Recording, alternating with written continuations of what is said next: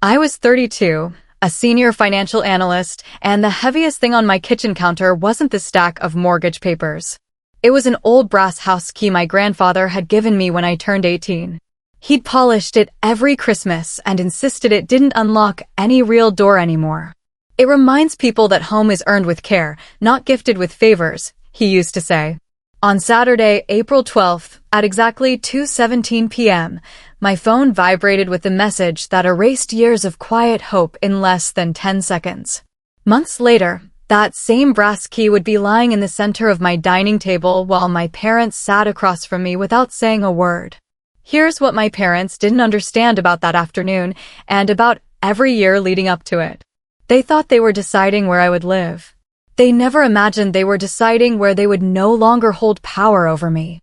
Growing up, our family never announced favorites. We didn't need to.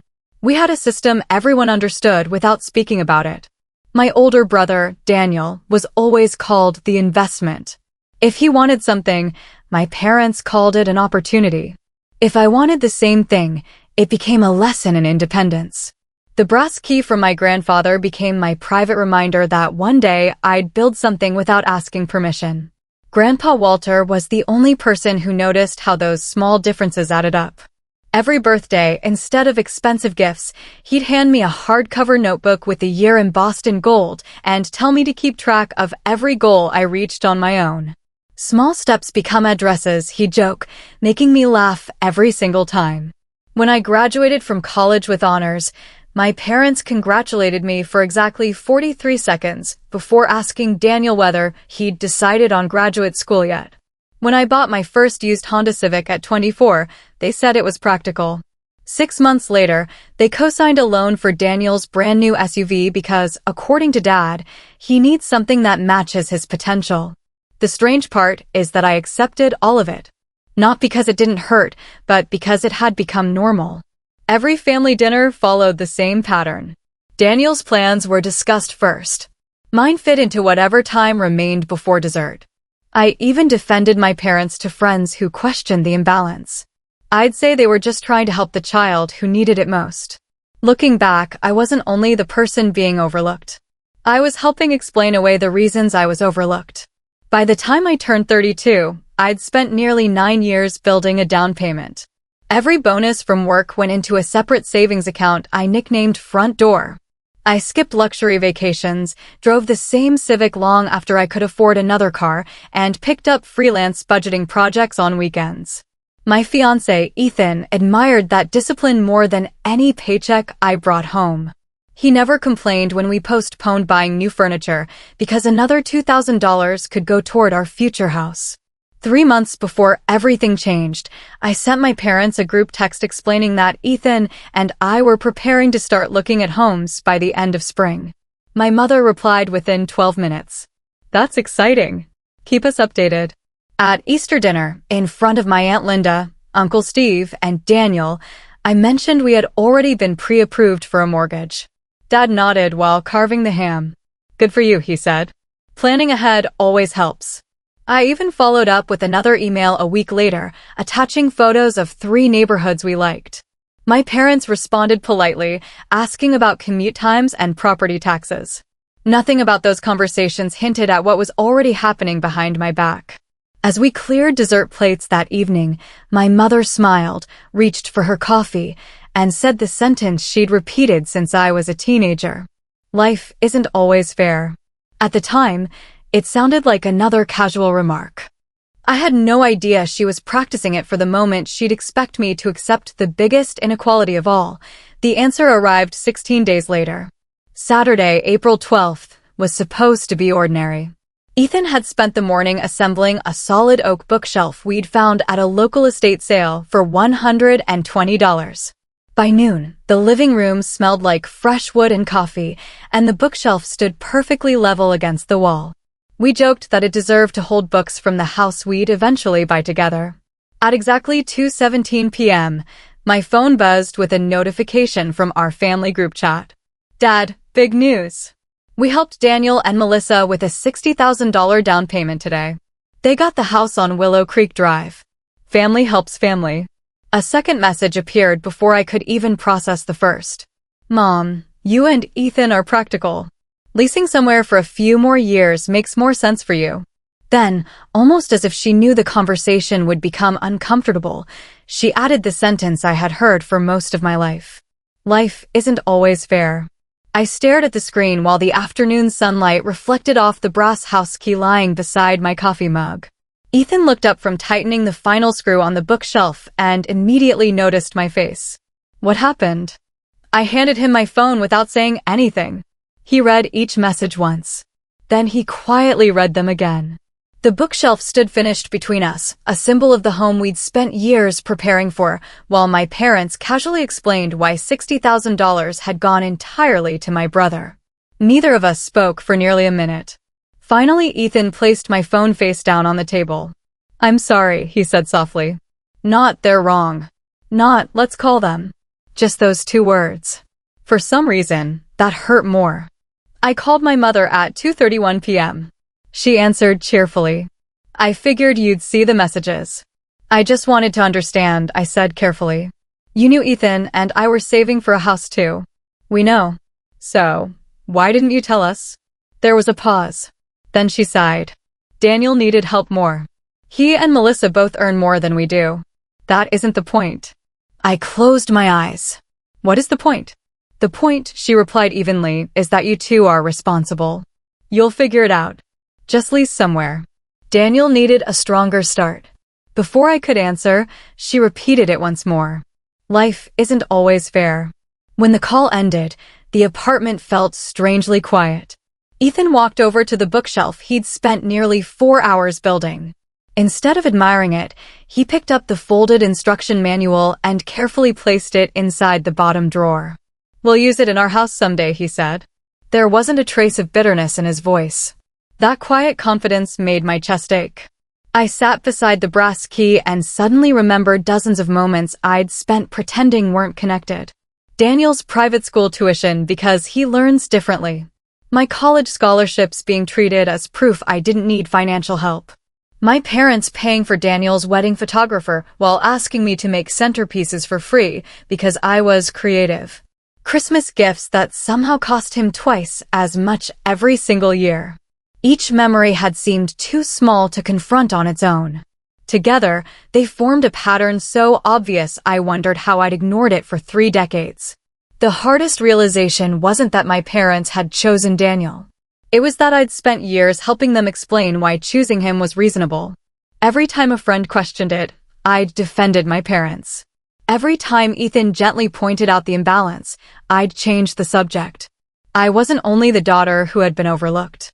I had become the person who quietly helped keep the family story alive, that everything was equal, everything was understandable, and everything was simply the way families worked. For the first time in my life, I admitted something I had avoided for years. The problem wasn't that my parents believed I could survive without their help. The problem was that they'd started believing I deserved less because I always did. The next morning, I did what I had always done when something felt too heavy to carry alone. I called the people who were supposed to help me make sense of it. My younger sister, Rachel, answered on the second ring.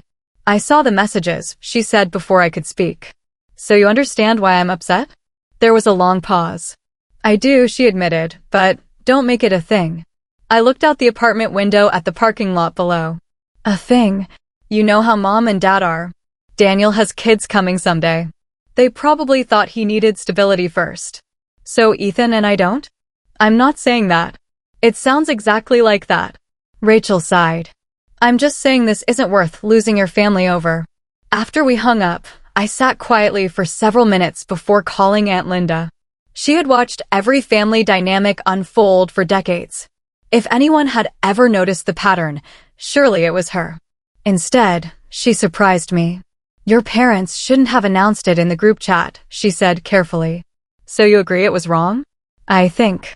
She hesitated. "I think they're older now. Try to give them grace. They gave Daniel $60,000. I know. They told me to lease somewhere. I know. And your advice is grace? Sometimes peace costs less than being right." Her words weren't cruel. They were simply another version of the silence that had protected my parents for years. By Sunday evening, I began wondering whether I really was overreacting. Maybe everyone else was seeing something I couldn't. Maybe independence really did mean accepting unequal treatment without complaint. Ethan found me sitting at the kitchen table with Grandpa Walter's brass key turning slowly between my fingers. "You've been staring at that key for 20 minutes, he said. "I keep wondering if they're right." He pulled out the chair across from me. "No." It was one word. "Steady." "Certain." I waited. "They're not asking you to be independent," he continued.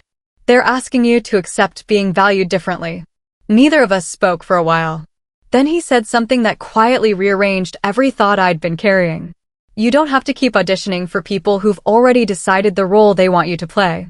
I repeated that sentence in my head several times. Auditioning. That was exactly what it had felt like. Every promotion. Every holiday. Every thoughtful gift. Every achievement. I'd been hoping the next accomplishment would finally earn the same excitement Daniel received automatically. It never had. The following Tuesday, I asked my parents if we could meet for coffee. They agreed. I came with one simple proposal. "I don't expect $60,000, I said after we'd ordered. "I never asked for that." Mom folded her hands. "Then what do you want?" "I just want honesty." Dad frowned. "What does that mean?" "If you decided to help Daniel because you wanted to, just say that. Don't tell me leasing is somehow better for me." Neither of them answered immediately. Finally, Mom leaned back. "We aren't going to apologize for helping one child." "I'm not asking you to." "Then what are you asking?" "I'm asking you to stop pretending this was equal." Dad exchanged a quick glance with her. Then his expression hardened.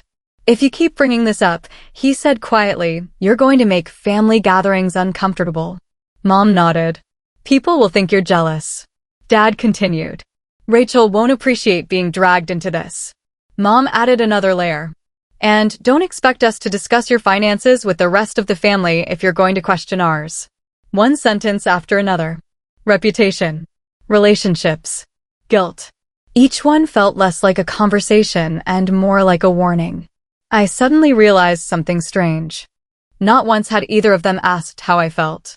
Not once had they wondered whether I'd been hurt. The discussion had never been about my disappointment. It had always been about protecting the version of themselves that generous parents believed they were. When the check arrived, I reached for it before Dad could. "I've got this," I said. He looked surprised. "You don't have to." "I know." For the first time in years, paying the bill didn't feel like proving I was independent. It felt like closing an account that had been emotionally overdrawn for far too long. As Ethan and I drove home, neither of us spoke much. About 10 minutes from our apartment, I looked out the window and saw a small brick bungalow with a weathered for sale sign still standing in the front yard. Without thinking, I smiled. I wasn't going to spend another year asking for space inside a house where I had never truly belonged. I was going to build a home that no one's permission could improve or take away. 3 weeks later, on May 22nd at 10:40 a.m., Ethan and I signed the closing papers for a modest 3-bedroom brick bungalow on Hawthorne Lane. It wasn't the largest house we'd toured. It didn't have marble countertops or a dramatic staircase like Daniel's place on Willow Creek Drive. What it had was something I had quietly saved for over 9 years, ownership that belonged to us alone. Before we carried in the first moving box, I placed Grandpa Walter's brass house key on the empty kitchen windowsill. It still opened nothing, yet somehow it had finally led me home. That evening I opened my phone and began typing a message to the family group chat. The first version read, "Congratulations on teaching me exactly where I stand." I deleted it. The second was harsher. "Enjoy the house you bought for your favorite child." Delete. Neither message sounded like the person I wanted to become. After taking a long breath, I sent the only version that mattered. Ethan and I closed on our home today. We're grateful for everyone who encouraged us along the way. Our housewarming will be Saturday, June 6th at 4 p.m. We'd love to see anyone who wishes to celebrate with us. No accusations. No comparisons. No scorekeeping. 5 minutes later, my mother replied, "Glad everything worked out." Nothing more. No congratulations. No excitement. Just a sentence so small it almost disappeared on the screen. On June 6th, folding chairs borrowed from neighbors filled our backyard. The grill smoked a little too much. One of the kids spilled lemonade across the patio, and Ethan accidentally burned the first batch of burgers. It was imperfect. It was loud. It felt like home. Grandpa Walter, now 83, insisted on hanging the little wooden home sign above the front door himself. His hands shook slightly, but when he stepped back, he smiled with quiet satisfaction. "I told you," he whispered. Small steps become addresses. Rachel arrived carrying homemade potato salad. Aunt Linda hugged me longer than usual. Several coworkers brought plants instead of expensive gifts. Our living room overflowed with conversations that had nothing to do with status. Meanwhile, I heard later from my cousin that Daniel's elegant celebration of his renovated home had been beautiful, carefully catered, and strangely quiet. Guests admired the kitchen more than they spoke to one another.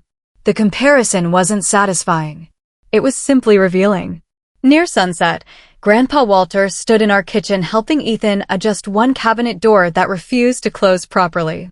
Watching the two of them laugh over something so ordinary, I realized who had truly invested in my future all along. Not with $60,000. With unwavering belief. Still, peace carried its own cost. Driving home after the last guest left, Rachel admitted something she'd never said before. "Mom grew up believing love had to be earned," she said softly. "Your grandparents compared her to her older sister every day." She repeated what she learned. It explained something. It excused nothing. Pain passed forward is still pain. Nearly 4 months later, on a rainy Tuesday afternoon, my parents arrived without calling first. Ethan opened the door. Mom asked quietly if they could come in. We invited them inside, but finished making coffee before sitting down. For the first time in my life, they waited for my pace instead of expecting theirs. Mom tried her familiar approach. We did what we thought was best. I nodded. "I know." Dad added, "You have a beautiful home." "Thank you." Silence settled between us. Then my mother asked the only honest question she'd offered in months. "Is there still room for us here?" I looked toward Grandpa Walter's brass key resting in a small glass bowl near the front door. "There can be," I answered, "if you stop measuring your children against each other." I didn't ask for an apology to me. Instead, I asked them to sit down with Grandpa Walter, the one person who had quietly believed in every grandchild equally and truly listened to him without defending themselves. Weeks later, they did. The deepest conversation of our family's life happened around this very dining table. I won't repeat what was said. Some healing deserves privacy more than applause. I only know that when everyone stood up afterward, my mother was crying, Grandpa was smiling gently, and something old had finally been set down. A year later, the first Sunday of every month became our new tradition. Everyone gathered at our bungalow for breakfast. No assigned seats. No favored child. Everyone brought one dish. My mother always arrived early now, carrying fresh cinnamon rolls. Before coming inside, she would quietly place her spare house key into the little bowl beside Grandpa Walter's brass key instead of keeping it in her purse. She never explained the gesture, and she didn't have to. Daniel eventually admitted he had never asked for the comparison either. We became siblings again instead of competitors. Grandpa Walter passed the following spring, but the brass key never left its place by our front door. It still unlocks nothing. And somehow, it opens everything that matters. My parents handed my brother $60,000 and told me to lease somewhere. 9 years of saving, one modest bungalow, and a single worn brass key taught me something they never could. A home isn't built by the money you're given, it is built by the love that no one can rank.